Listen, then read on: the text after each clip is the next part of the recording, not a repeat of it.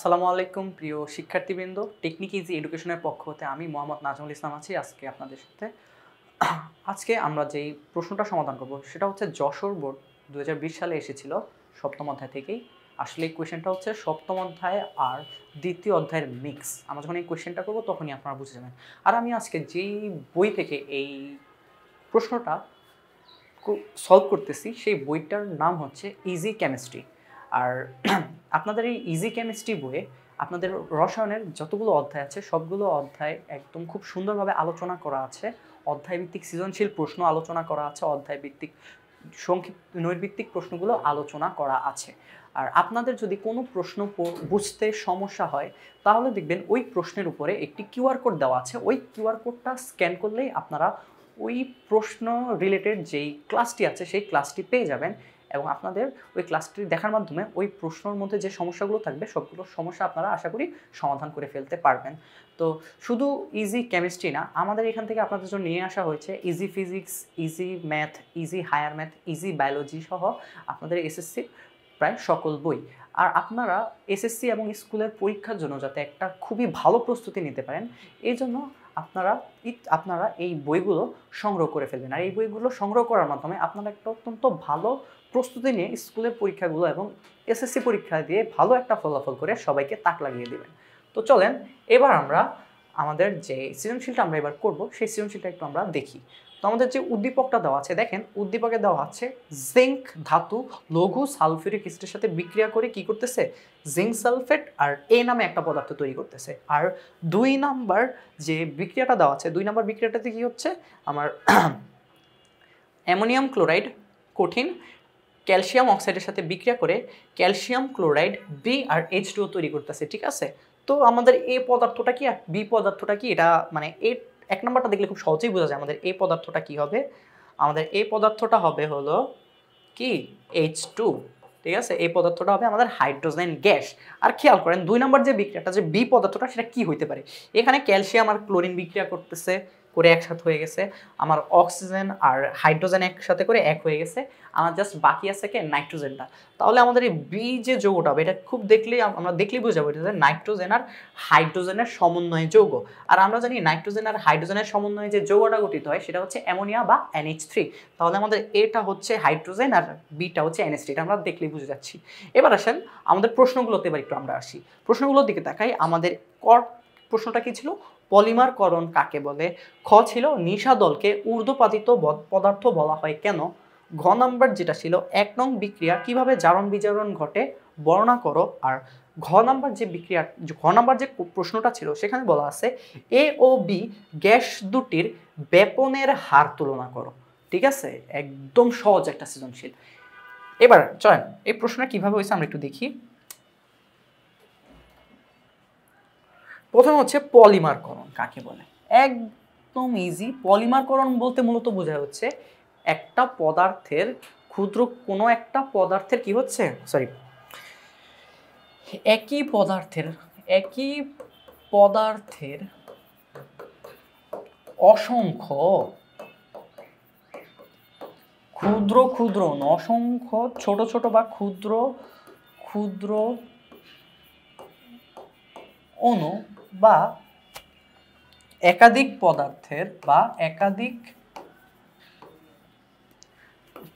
পদার্থের অসংখ্য ক্ষুদ্র অণু যুক্ত হয়ে যদি বৃহদাকার একটা অণু তৈরি করে, যদি বৃহদাকার বা বিশাল বড় একটা বৃহদাকার একটি অণু তৈরি করে, বৃহদাকার একটি অণু তৈরি করে তাকে পলিমারকরণ বলে। ঠিক আছে, বা তাকে মানে যেই প্রক্রিয়ায় আর কি এটা সম্পূর্ণ হয় সেই প্রক্রিয়াটাকে কি বলে, পলিমারকরণ বলে। ঠিক আছে, অর্থাৎ যখন অসংখ্য ক্ষুদ্র ক্ষুদ্র তাকে পলিমারকরণ বলে। পলিমারকরণ একটা শব্দ হবে, যেহেতু এখানে জায়গা ছিল না তাই এখানে নিয়ে আসছি। তার মানে যখন আমরা দেখব কি একটা পদার্থের অসংখ্য ক্ষুদ্র ক্ষুদ্র অণু একত্রিত হয়ে বৃহদাকার একটা অণু তৈরি করতেছে, বা একাধিক পদার্থের অসংখ্য ক্ষুদ্র ক্ষুদ্র অণু একত্রিত হয়ে বৃহদাকার একটা অণু তৈরি করতেছে, তখন আমরা সেই প্রক্রিয়াকে বলবো কি, তখন আমরা সেই প্রক্রিয়াকে বলবো হচ্ছে পলিমারকরণ প্রক্রিয়া। ঠিক আছে, এবার আসেন খ নাম্বার কোশ্চেনটা, নিশাদলকে কেন ঊর্ধ্বপাতিত পদার্থ বলা হয়? নিশাদলকে কেন ঊর্ধ্বপাতিত পদার্থ বলা হয়? ঊর্ধ্বপাতনের ঘটনাটা আমরা কি জানি, যে সকল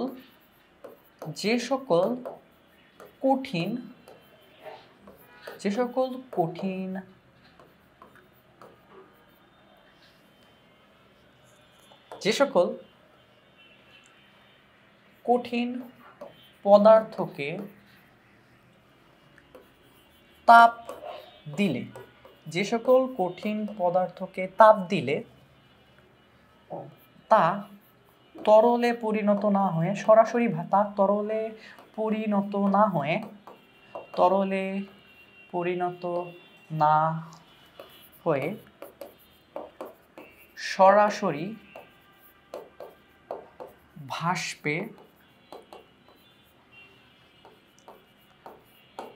সরাসরি ভাস্পে কি হয়, ভাস্পে পরিণত হয়,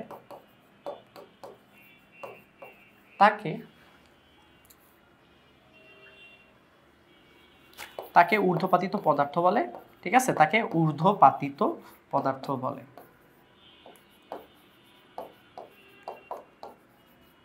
আর যে প্রক্রিয়ায় এই ঊর্ধ্বপাতন, আর এই যে প্রক্রিয়ার মাধ্যমে ঊর্ধ্বপাতিত পদার্থটা কি হয়, ঊর্ধ্বপাতিত হয়, সেই প্রক্রিয়াটাকে বলা হয় ঊর্ধ্বপাতন প্রক্রিয়া। তাহলে এবার আসেন নিশাদলটা আসলে কি? NH4Cl বা নিশাদলটা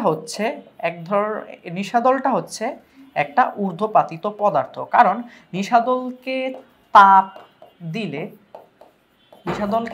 দিলে তা কঠিন থেকে ভাস্পে পরিণত হয়। নিশাদলকে তাপ দিলে কি হয়, কঠিন থেকে ভাস্পে পরিণত হয়। নিশাদলকে তাপ দিলে কি হয়, নিশাদলকে তাপ দিলে সেটা কি কঠিন থেকে সরাসরি ভাস্পে পরিণত হয়। আর যেহেতু কঠিন থেকে সরাসরি ভাস্পে পরিণত হওয়ার প্রক্রিয়াটা হচ্ছে কি ঊর্ধ্বপাতন প্রক্রিয়া, তাই নিশাদলটা হচ্ছে একটা ঊর্ধ্বপাতিত পদার্থ। এটা হচ্ছে আমাদের খ নাম্বারের ব্যাখ্যা। এবার চলে যাব আমরা ঘ নাম্বারে। একদম সহজ ঘ নাম্বারটা দেখেন। ঘ নাম্বারটাতে বলা হয়েছিল কি, 1 নং বিক্রিয়ায় কিভাবে জারণ বিজারণ ঘটে সেটা বলতে বলা হয়েছে। তো আমাদের 1 নং বিক্রিয়াটা আমি আগে লিখি, Zn + H2SO4 ZnSO4 প্লাস এই যে পদার্থ সেটা আমরা আগে বের করে ফেলছিলাম, এটা হচ্ছে H2। এখানে খেয়াল করেন জিঙ্কের এখানে হচ্ছে 0 আর এখানে হাইড্রোজেনের হচ্ছে কত +1, কিন্তু এখানে জিঙ্কের হচ্ছে +2, এখানে হাইড্রোজেনের হচ্ছে 0। এবার খেয়াল করেন এইখানে 1, এইখানে 0, এইখানে 0, এখানে 2, কি হয়েছে জারণ সংখ্যা, জিঙ্কেরও জারণ সংখ্যার পরিবর্তন হয়েছে, হাইড্রোজেনেরও কি হয়েছে, হাইড্রোজেনেরও জারণ সংখ্যা পরিবর্তন হয়েছে। তার মানে আমার এখানে জারণ বিজারণ বিক্রিয়াটা হয়েছে। তো চলেন আমরা এখন দেখি কিভাবে এখানে জারণ বিজারণ বিক্রিয়াটা হয়েছে। তো জারণ বিক্রিয়াটা কি করছে, ইলেকট্রন ছাড়িয়ে দেওয়া মানে কি জারণ। তাহলে জারণ বিক্রিয়াটা ঘটাইছে কে, জিঙ্ক আমার কি করেছে, জারণ বিক্রিয়াটা ঘটাইছে। জিঙ্ক কি করেছে, জিঙ্ক আপনার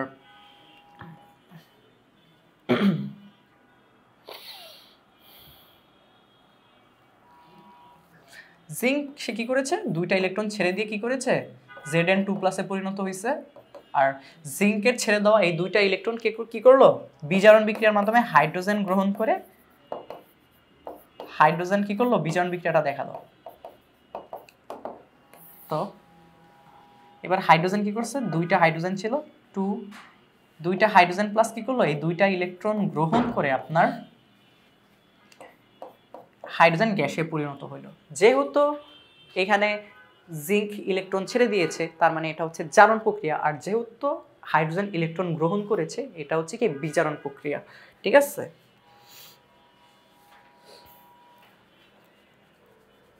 আর এভাবেই আমাদের এই বিক্রিয়াটাতে কি হয়, আর এইভাবে এই বিক্রিয়াটাতে আমাদের ইলেকট্রনের আদান প্রদান ঘটে। ঠিক আছে, আর এইভাবে এই বিক্রিয়াটায় জারণ বিজারণ হয়। ঠিক আছে, আবার আপনারা চাইলে এইভাবেও দেখাইতে পারেন, যেমন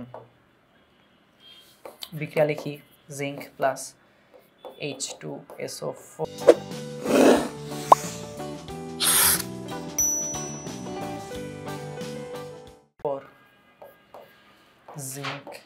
ZnSO4 প্লাস H2। এইভাবেও চাইলে আপনারা কি করতে পারেন, দেখাইতে পারেন।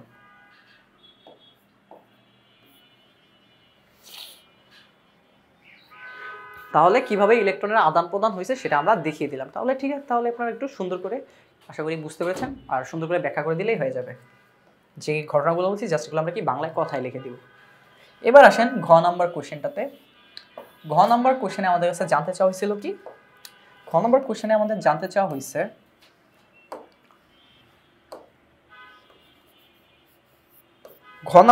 আমাদের কাছে জানতে চাওয়া হয়েছে যে এ ও বি গ্যাস দুটির ব্যাপন হার তুলনা করো। তাহলে আমাদের প্রথমে এ ও বি গ্যাস দুইটা আইডেন্টিফাই করতে হবে। তো আইডেন্টিফাই করতে হলে আমরা কি করব, আগে আবার বিক্রিয়া দুইটা লিখি, Zn প্লাস H2SO4।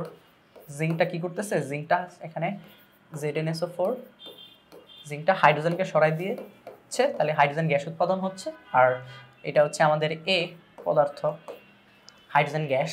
এরপরে আসেন এগুলো আসলে এটা হচ্ছে সলিড, এটা হচ্ছে AQ, এটা হচ্ছে AQ, এটা হচ্ছে গ্যাস। এবার আসেন পরের বিক্রিয়াটা লিখি। পরের বিক্রিয়াটা হলো, দেখি তো একটু, পরের বিক্রিয়াটা হচ্ছে NH4Cl+SS। এরপরে হচ্ছে NH4Cl প্লাস CaO বিক্রিয়া করে তৈরি করতেছে কি আমাদের CaCl, CaO সলিড, এটাও কি সলিড, তৈরি করতেছে CaCl2। CaCl2টা হচ্ছে কি আমাদের AQ, আমাদের B নামে উৎপাদিত হচ্ছে কি 2NH3B, এটা হচ্ছে আমাদের গ্যাস। আর উৎপাদন হচ্ছে কি হাইড্রোক্লোরিক, আর উৎপাদন হচ্ছে আমার পানি বা H2, ঠিক আছে, লিকুইড। ঠিক আছে, এটা হচ্ছে আমাদের বিক্রিয়া। ঠিক আছে, তাহলে দেখেন আমরা এ পেয়ে গেছি হাইড্রোজেন গ্যাস, বি পেয়ে গেছি কি আমাদের অ্যামোনিয়া গ্যাস। ঠিক আছে, তো আমাদের কাছে জানতে চাওয়া হয়েছে কি এ আর বি এর মধ্যে কার ব্যাপন আগে হবে, কার ব্যাপন পরে হবে, আমাদের কাছে এটাই জানতে চাওয়া হয়েছে। ঠিক আছে, তো আমরা ব্যাপনের সংজ্ঞা কি জানি, ব্যাপনের সংজ্ঞাটা হচ্ছে উচ্চ ঘনত্বের স্থান থেকে নিম্ন ঘনত্বের স্থান থেকে নিম্ন ঘনত্বের স্থানে পদার্থের স্বতঃস্ফূর্তভাবে ছড়িয়ে পড়াকে কি বলে, পদার্থের স্বতঃস্ফূর্তভাবে ছড়িয়ে, স্বতঃস্ফূর্ত বানান মনে আমার ভুল হয়েছে, মনে নাই, স্বতঃস্ফূর্তভাবে ছড়িয়ে পড়ার ঘটনাকে ব্যাপন বলে। আর কোনো একটা বস্তুর ব্যাপন নির্ভর করে ওই বস্তুর ভরের উপর আর ঘনত্বের উপর।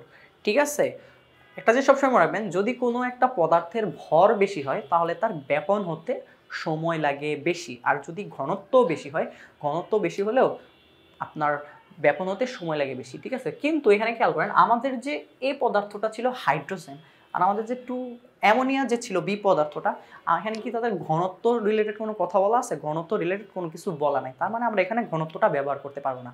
কিন্তু আমরা ইচ্ছা করলেই হাইড্রোজেনের আণবিক ভর আর অ্যামোনিয়ার আণবিক ভর বের করতে পারবো। ঠিক আছে, তার মানে আমরা কিন্তু ভর দিয়ে চাইলেই কি করতে পারবো, ব্যাপনের যে কে আগে ব্যাপন হবে কে পরে ব্যাপন হবে এটা কিন্তু বলে দিতে পারবো। তাহলে বলি,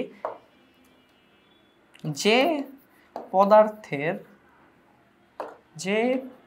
পদার্থের ভর বেশি তার ব্যাপন হতে সময় লাগে বেশি, তার ব্যাপন হতে সময় লাগে বেশি। আর যে পদার্থের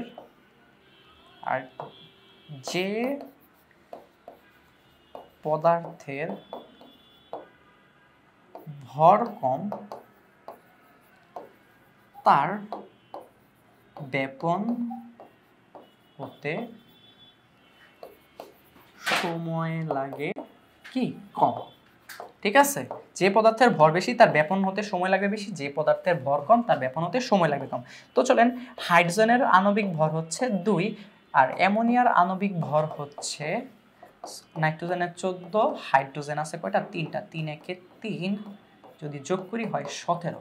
খেয়াল করেন, হাইড্রোজেনের ভর 2 আর অ্যামোনিয়ার ভর 17। আমার কার ভর বেশি? আমার অ্যামোনিয়ার ভর বেশি। আর আমরা কি বলছিলাম, ভর বেশি হলে ব্যাপন হতে সময় লাগে বেশি। তার মানে অ্যামোনিয়ার ভর যেহেতু 17 আর হাইড্রোজেনের ভর যেহেতু 2, অ্যামোনিয়ার ব্যাপন হতে সময় লাগবে বেশি। আর যেহেতু হাইড্রোজেনের ভর কম, অ্যামোনিয়ার ব্যাপন হতে সময় লাগবে বেশি, যেহেতু অ্যামোনিয়ার ভর বেশি। আর যেহেতু হাইড্রোজেনের ভরটা কি কম, তার মানে হাইড্রোজেনের ব্যাপন হতে সময় লাগবে কম।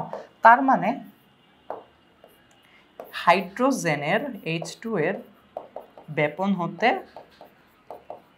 সময় কম লাগবে, আর NH3 এর ব্যাপন হতে কি সময়, NH3 এর ব্যাপন হতে